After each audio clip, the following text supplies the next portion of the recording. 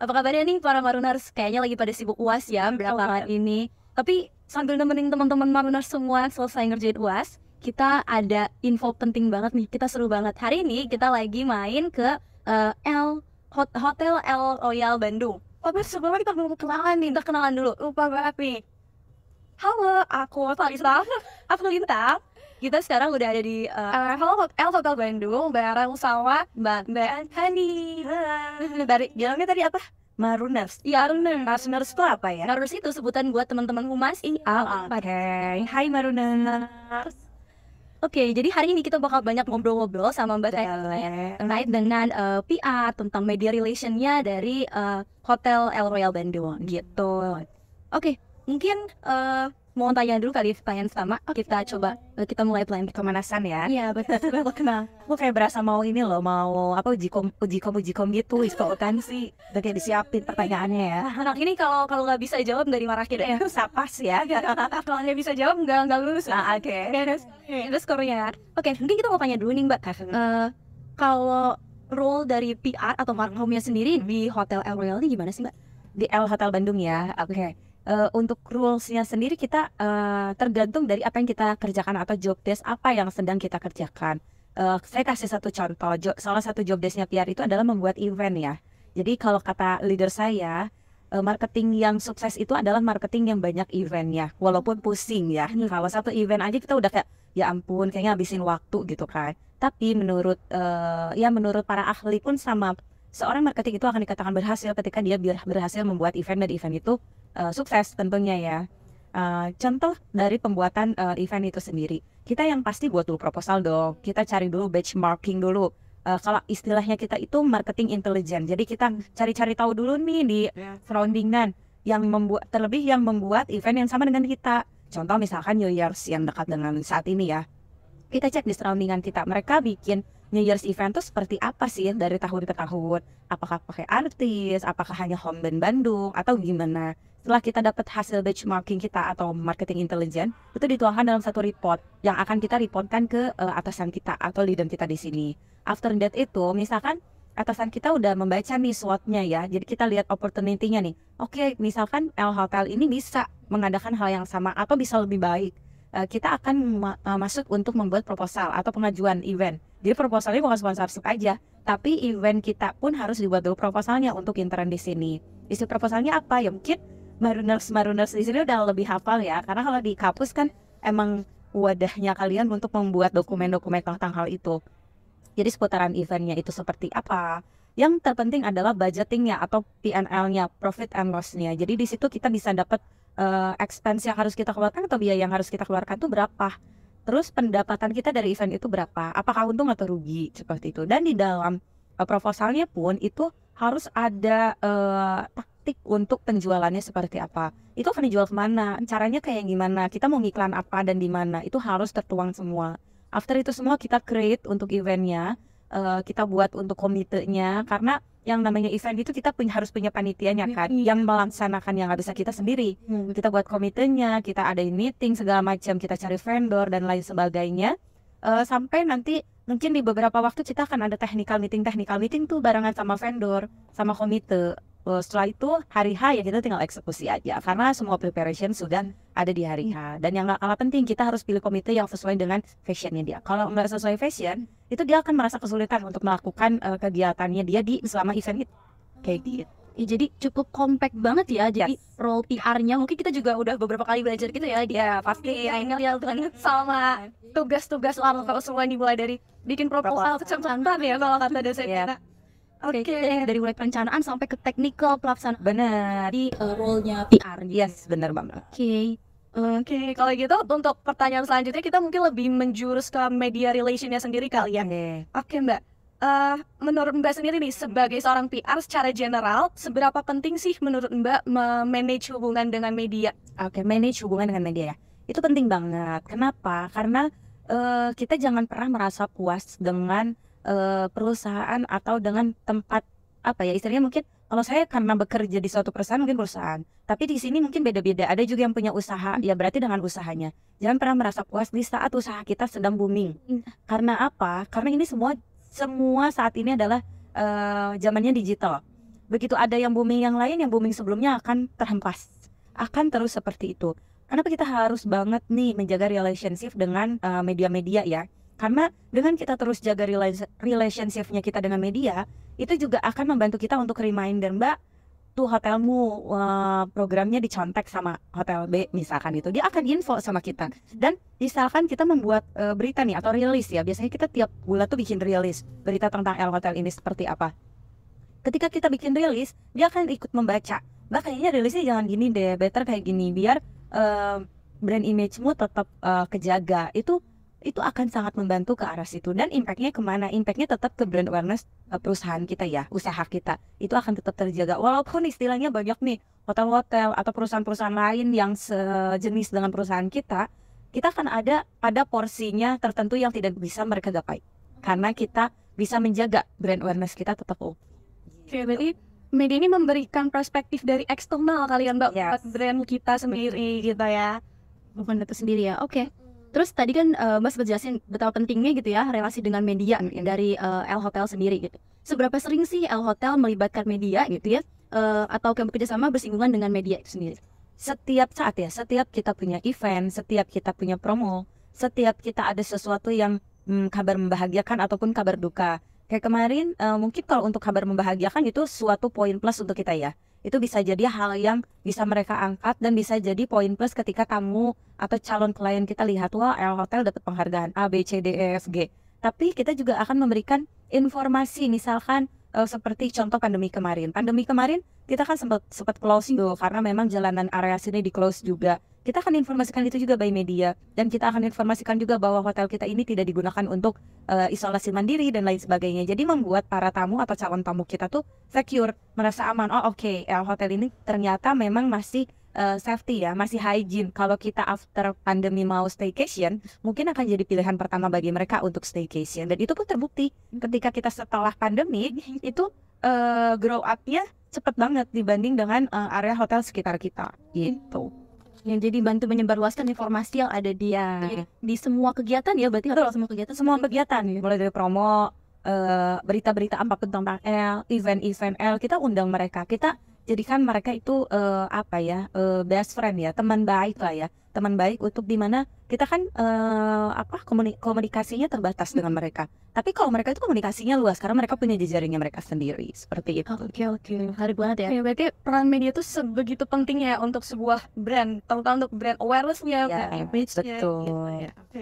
Untuk selanjutnya nih Mbak, tadi kita udah sempat bahas juga nih off cam gitu terkait event-event apa aja sih yang kiranya L Hotel ini lakukan untuk mengundang media atau untuk menjaga hubungan dengan media. Oke. Kalau event sih yang berhubungan dengan relationship ya, balik lagi ke relationship dengan media. Biasanya kita mengadakan media gathering namanya. Media gathering itu adalah ajang bisa dibilang ajang event rasa terima kasih kita untuk para media yang sudah support kita. Biasanya kita mengundang mereka untuk mungkin makan malam atau mungkin hangout atau city tour barangkali, pokoknya melakukan kegiatan-kegiatan yang di luar kebiasaan kita selama ini. Biasanya kan mereka datang sini liputan, bikinin rilis, bikinin untuk live dan lain-lain. Nah, pada saat hari itu mereka akan kita maintain, mereka akan kita service untuk sebagai sahabat dan sebagai rekanan terepiknya kita lah istilahnya ya. Jadi kita akan ngajak mereka jalan-jalan, makan-makan dan lain-lain gitu. Oke, jadi L Hotel tuh juga punya bentuk service dan maintain yang baik banget gitu ya, dilakukan sebagai sahabat gitu ya. Appreciation day lah ya bilangnya. Jadi kita nge-appreciate mereka kalau mereka itu udah bantu kita selama ini kayak gitu. Seru banget. Kayak seru banget. Oke, mungkin selanjutnya aku juga mau tanya nih, kalau L Hotel itu sendiri itu punya media goals nggak sih, kayak target media atau kayak tujuan dari kegiatan-kegiatan tadi gitu dari L Hotel sendiri, kayak ada targetnya nggak sih? Target kita sih simple ya, kayak misalkan kalau kita kerjasama, ini kita bahasnya ke masalah materinya ya. Kalau kita kerjasama kita punya uang banyak, itu gampang. Kita tinggal tunjuk media A, media terbesar sekalipun di Indonesia ini, kalau kita punya uangnya, itu bakal gampang kerjasama sama kita. Tapi akan berbeda jika expense kita atau biaya kita ditekan. Dalam artian oke, biaya kamu nggak boleh sebesar itu, hanya sebatas ini. Tapi dengan kita punya relationship baik dengan media, tidak sedikit media yang finally mereka tidak melihat mereka dibayar berapa, tapi mereka akan support kita sebagai ya teman mereka gitu. Jadi misalkan mereka akan balik tanya, kamu punya duitnya berapa? Sini deh gue bantuin aja. Kayak gitu. Itu nggak jarang terjadi seperti itu. Jadi kalau kita punya relationship bagus, nggak usah takut nggak dapat media yang bagus. Pasti kita akan dapat media yang maksudnya partner-partner yang maksimal juga untuk untuk kegiatan medianya kita ya di sini, untuk kegiatan publikasi dan lain-lain gitu. Jadi dia salah satu strategi juga ya Mbak untuk memberikan dampak yang besar dengan cost yang kecil gitu ya. Benar. Cost gitu kali ya Mbak. Oke, selanjutnya nih, kalau dari perspektif PR-nya El Royal nih, lebih lanjut gimana sih peran media itu dalam membentuk brand image dan brand reputation dari El Hotel sendiri? Oh ya, itu udah jelas mereka adalah peran terpenting dan mereka adalah peran utamanya ya. Selain review dari tamu-tamu kita tentunya. Jadi kalau tamu itu kan mereka harus mencoba dulu produk kita, baru mereka bisa review. Tapi kalau media itu kadang dia hanya ngedenger katanya, kata PR-nya L itu bla bla bla bla bla bla. Tapi dia harus bisa merealisasikan dan membuat brand awareness-nya kita itu kuat.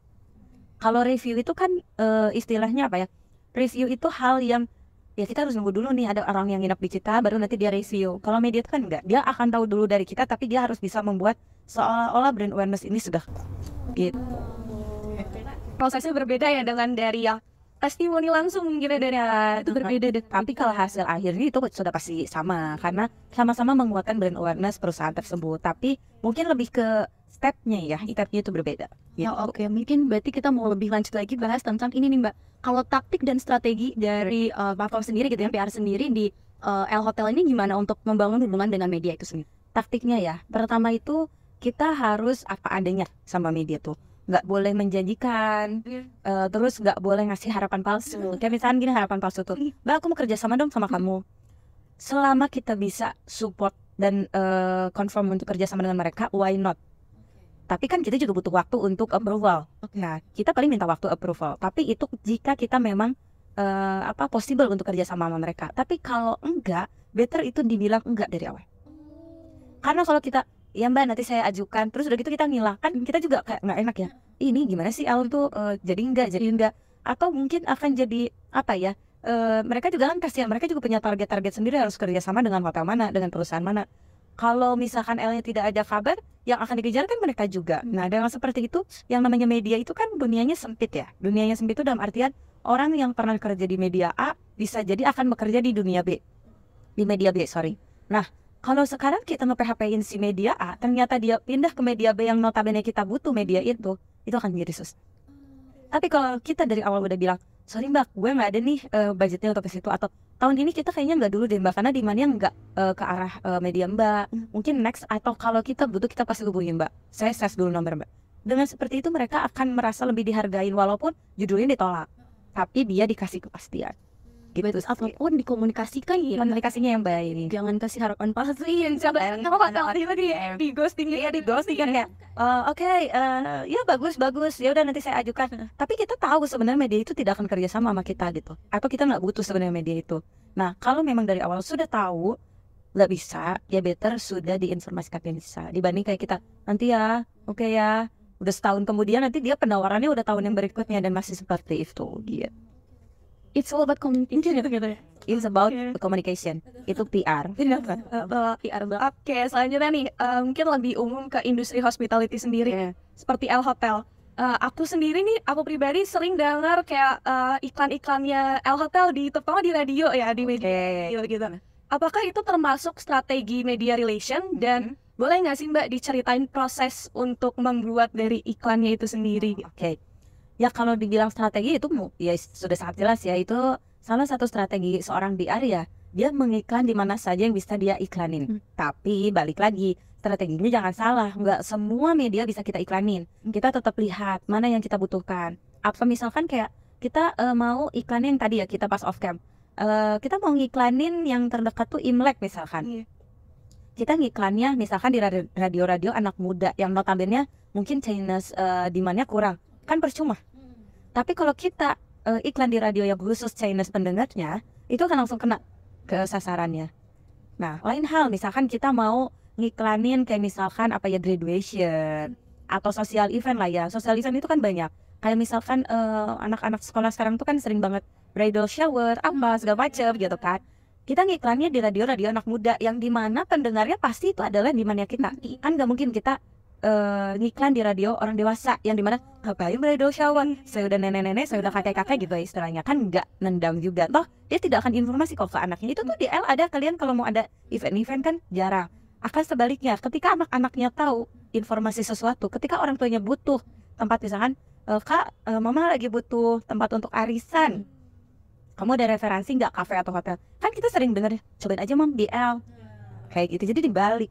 Nah, itu betul, itu strategi kita. Dan gimana sih caranya untuk create itu semua? Yang tadi kita lihat dulu, kita mau iklan tuh tentang apa, kita ngiklannya di mana. Setelah itu ya kita buat rilisnya, kita buat spot advertisnya. Kalau perlu misalkan kayak, aduh kayaknya gue perlu deh ngomong secara langsung, kita joinan untuk program mereka talk show.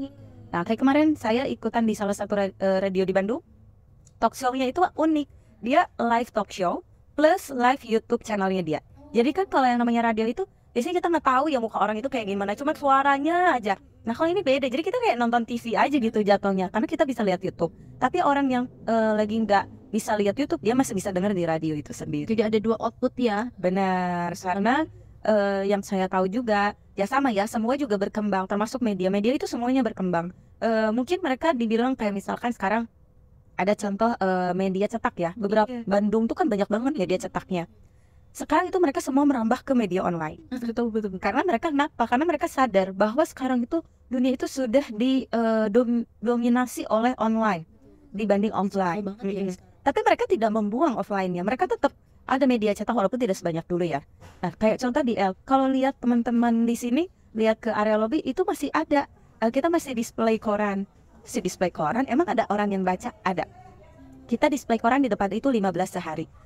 Masuk ke sore hari paling nyisa 3, which is berarti offline itu diambil orang dong, diambil tamu kita dong, dan dibaca oleh mereka. Berarti memang masih ada marketnya sebetulnya, walaupun tidak banyak. Karena kan orang tua nggak semuanya ngerti gadget ya, mereka masih lebih enak baca majalah, lebih enak baca koran. Karena riset-riset seperti itu bukan saya lakukan riset ke tamu aja, tapi saya lakukan ke teman-teman terdekat, ke orang tua, ke keluarga, yang dimana kan itu sebetulnya packaging lengkap ya. Ada orang tua, kita bisa tahu di mana sebagai orang tua tuh apa. Ada anak-anak, ada sepupu-sepupu yang masih teenagers gitu. Kita tahu di mana seperti apa. Nah, itu bisa kita realisasikan untuk kita bikin promo di sini, untuk kita bikin kayak campaign, kita harus iklannya di mana, itu bisa bang. Kayak gitu. Tolak ukurnya bisa dari situ. Jadi walaupun udah di era digital gitu ya, tapi L Hotel tetap pakai media-media cetak itu ya sebenarnya ya. Saat ini masih ada, tapi biasanya kita combine itu kita lebih banyak di online-nya karena memang didominasi oleh online ya, tetap dimanapun. Jadi kita tetap kerja sama dengan online, tapi biasanya mereka memberikan free untuk, ya udah deh saya kasih untuk media cetaknya juga, atau justru yang tadi saya kasih ya koran ke kalian sehari sekian untuk kalian display kayak gitu. Oke, kalian. Oke nih.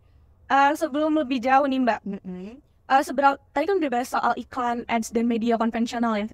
Itu tuh seberapa jauh sih berdampaknya ke L Hotel? Dampak ya. Nah kalau bicara di marketing, dampak itu sebetulnya tidak akan bisa dirasakan sejak dini. Jadi misalkan kita ngiklan bulan ini, dampaknya di bulan ini juga nggak bisa.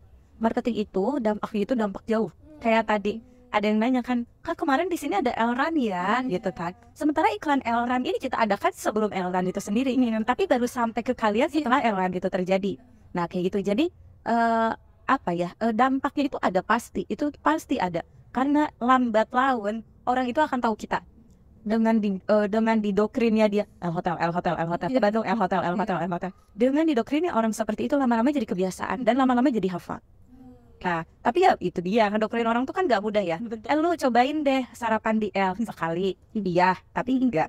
Cobain deh, oke, tapi enggak juga. Cobain, ya deh lu bawel banget, akhirnya cobain kan, Handit bawelin terus. Nah setelah itu orang akan mau mencoba, mau melihat, mau ya istilahnya apa ya, kepo-kepo lah ya. Kepo dulu deh, nggak usah datang dulu, aku lihat aja di YouTube dulu kamarnya L kayak gimana, terus misalkan dia ada event kayak gimana, dikepoin. Nah dari situ kan orang penasaran, pengen nyoba, akhirnya dia nyoba, setelah nyoba dia nagih, setelah nagih dia akan repeater dan akan man-to-man informasiin hal itu ke keluarga, ke teman dan lain-lain. Dari situ baru kita akan merasa oh impact dari marketing tuh dari sini sebenarnya gitu. Jadi nggak bisa diukur dari oke, kamu ngiklan di sini harganya 10 juta misalkan.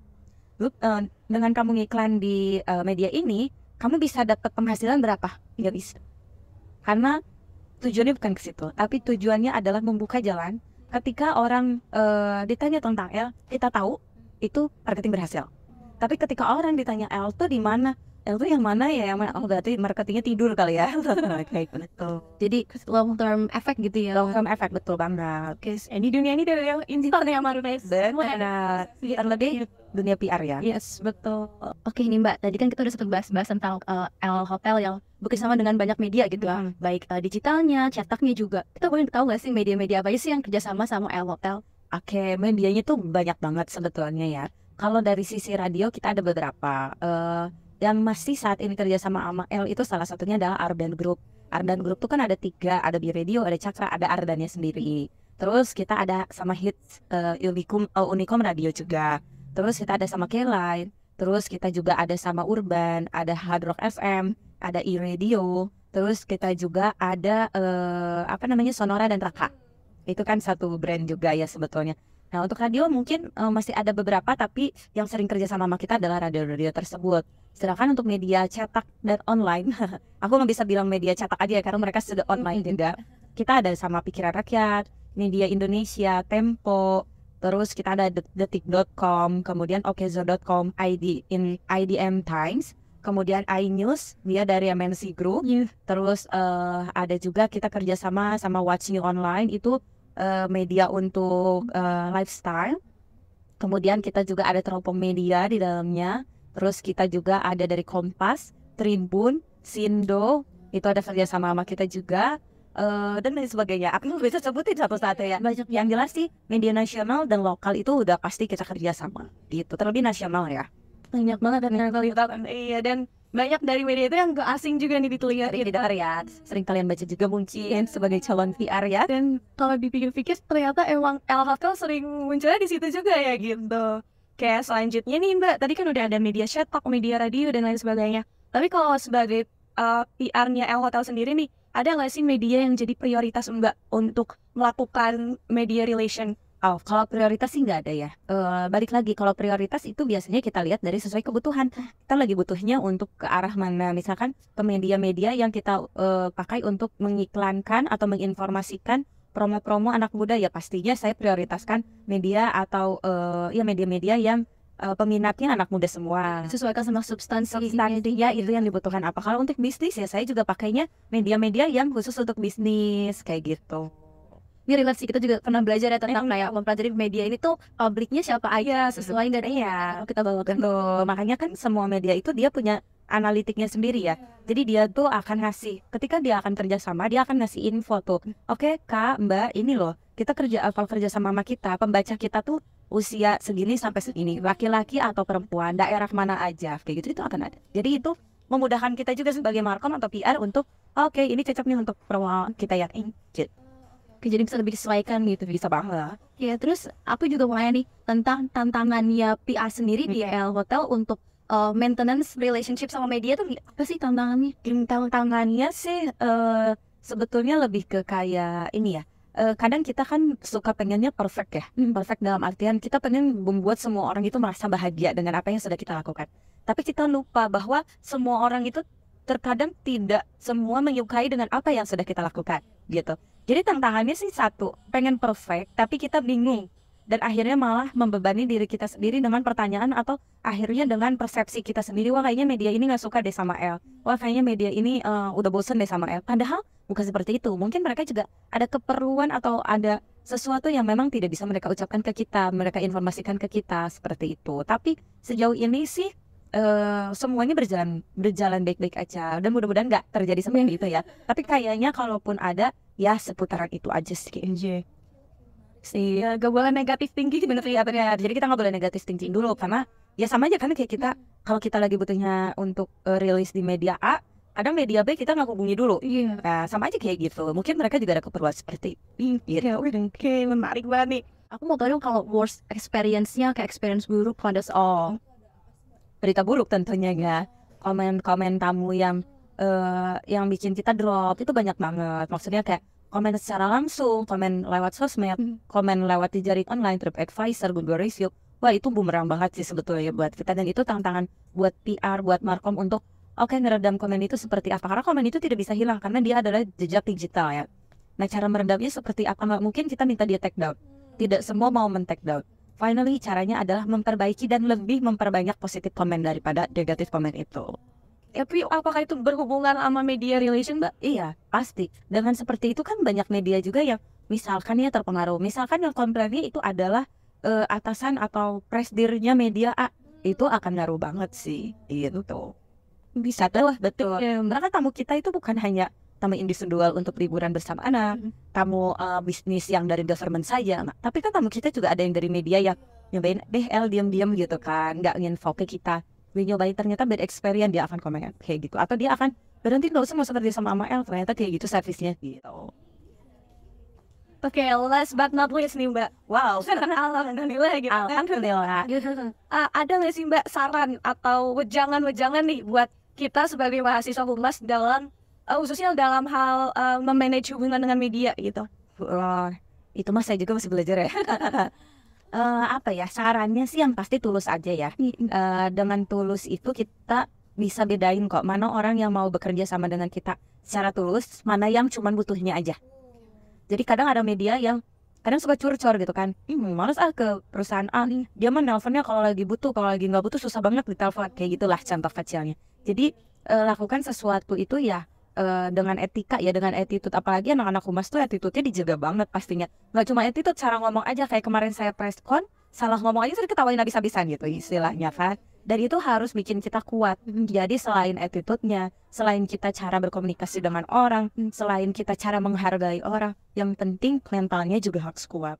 Tapi kan nggak sedikit juga anak-anak PR itu introvert di dalamnya sebenarnya. Dia berusaha untuk unpublic karena dia pekerjaannya itu, padahal dia introvert, padahal dia males ketemu orang, ngobrol di depan banyak orang, males banget sebenarnya. Tapi karena itu adalah job desk-nya, dia mau gak mau dia harus menjadi pede gitu. Jadi mental, attitude, sama yang terpenting adalah ketulusan kita ke orang. Jadi kita jangan pernah hoax, jangan pernah PHP, ingat. Karena begitu kita PHP sama orang, dibalasnya akan 2 kali lipat sama orang kan.